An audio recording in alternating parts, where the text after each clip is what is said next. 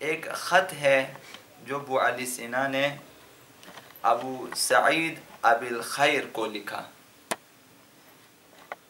ابو علی سینا نے ابو سعید ابی الخیر ایک خط لکھا کہ جہاں اللہ کی عبادت ہو، جس طرح اس دن ہمارے دوست نے عرض کیا کہ اللہ کی پرستش ہونی چاہیے، گھر میں ہو یا مسجد میں ہو، اسی طرح انہوں نے لکھا کہ جہاں اللہ کی عبادت ہو، گھر، مسجد یا صحرا، اس سے جو طلب کرے وہ جواب دیتا ہے. پھر کیوں مسجد میں نماز کو باجماعت ادا کرے جبکہ اللہ شہرک سے زیادہ قریب ہے؟ سوال، ایک بڑی ہستی کا سوال، وہ بھی دوسری بڑی ہستی کے لیے جو کہ زمین پہ بڑی ہستیوں میں ہے، ہمارے عام انسانوں میں، ابو علی سینا اور ابو سعید ابی الخیر، عالم، فاضل، محقق. سوال سمجھ میں آ گیا کہ جہاں بھی اللہ کی عبادت ہو، مسجد، گھر یا صحرا، اور جہاں بھی ہو، اور جو بھی خدا سے طلب کرے خداوند جواب دے دیتا ہے.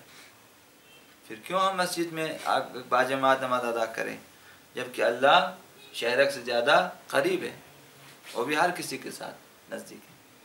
تو ابو سعید نے لکھا جواب حضرت ابو علی سینا کے لیے کہ اگر کسی مکان میں، اسے توجہ سے سنیں اور غور سے سنیں،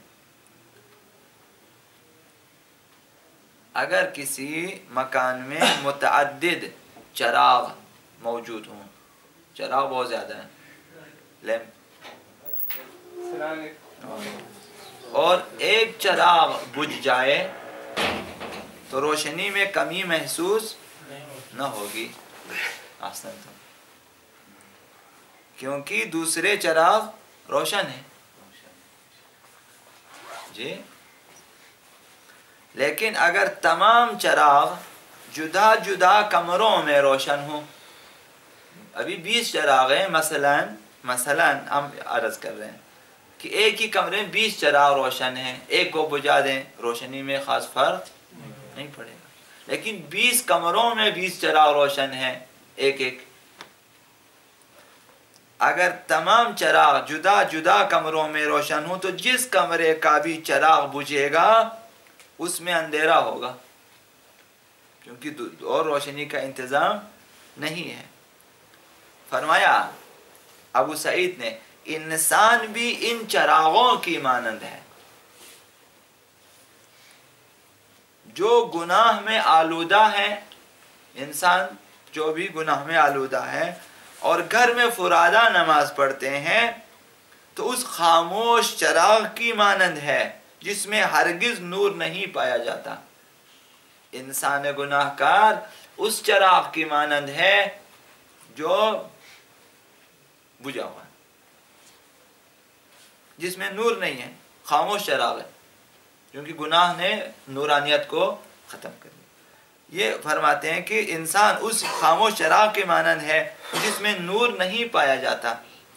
ممکن ہے ایسے لوگ رحمت و برکات الہیہ سے محروم ہو جائیں، چونکہ گھروں میں نماز پڑھتے ہیں، جس طرح ہم لوگ گناہ کار بھی ہیں اور گھروں میں فرادہ بھی پڑھیں گے، بے نور بھی ہیں اور پھر بھی گھروں میں بیٹھے ہوتے ہیں، نور کی تلاش میں ہم لوگ نہیں جاتے. تو ہم بھی بقول ابو سعید کے بے نور چراغ ہیں، ہمارے اندر اپنی روشنی نہیں ہے، پھر ہم اپنے گھر میں پڑھیں تو یہ لوگ محروم ہو جائیں گے رحمت الہیہ سے، برکات الہیہ سے. مسجد میں کیا ہے؟ مسجد میں صالح لوگ بھی نماز میں شریک ہوتے ہیں، جو یعنی نور والے لوگ، ایسے چراغ کی مانند ہے جس میں نور ہیں. اگر تمام لوگ مسجد میں آ کر جماعت سے نمازیں پڑھیں تو شاید اللہ صالحوں کی وجہ سے گناہ کاروں پر بھی رحمت نازل کریں. جی ہاں، یہ سب سے بڑا فائدہ ہے. لہذا مسجد میں قبولیت دعا کی جگہ ہے، مسجد قبولیت نماز کی جگہ ہے. مسجد سے آپ نور لے کر جاتے ہیں، بہت سارے افراد آئیں گے جو پر نور ہیں، جن کے دل نورانی ہیں، جن کے دل نور قرآن سے نورانی ہے، نور معرفت سے نورانی ہے، نور ایمان سے نورانی ہے، جن کے دلوں کو نور توبہ نے منور کر دیا ہے۔ وہ لوگ نیر ہیں، نور دہندہ ہیں، منور ہیں اور نیر ہیں، نور بھی آگے۔ لہذا ہم کیا ہیں؟ ہم لوگ ان سے نور کسب کرتے ہیں، ہم گناہ کار ہیں، نور کسب کرتے ہیں۔ جی ہاں،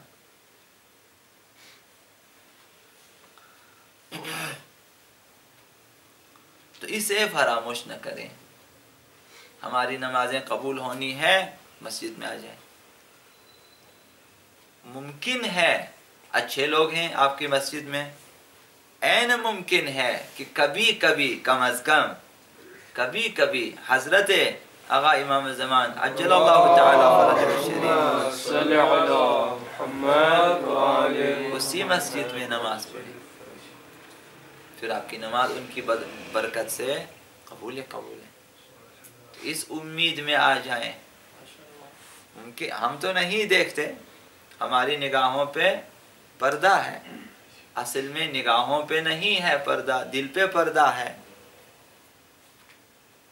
معرفت کے نہ ہونے کی وجہ سے یا گناہوں نے اس دل کو آلودہ کر دیا ہے کہ اب ہمارے دل اس قابل نہیں کہ ہم انہیں دیکھ سکیں، مگر ایک امید تو ہے آپ کو کہ وہ تو دیکھیں گے مجھے۔ تو آپ آ جائیں مسجد کہ بھائی کم از کم آقا امام زمان مجھے دیکھ لیں کہ میں مسجد میں آیا ہوں، نماز پڑھ رہا ہوں۔ یہ کمال کی بات ہوتی ہے۔ ہمیشہ آپ کا دیکھنا اصل واقعاً معیار ہے۔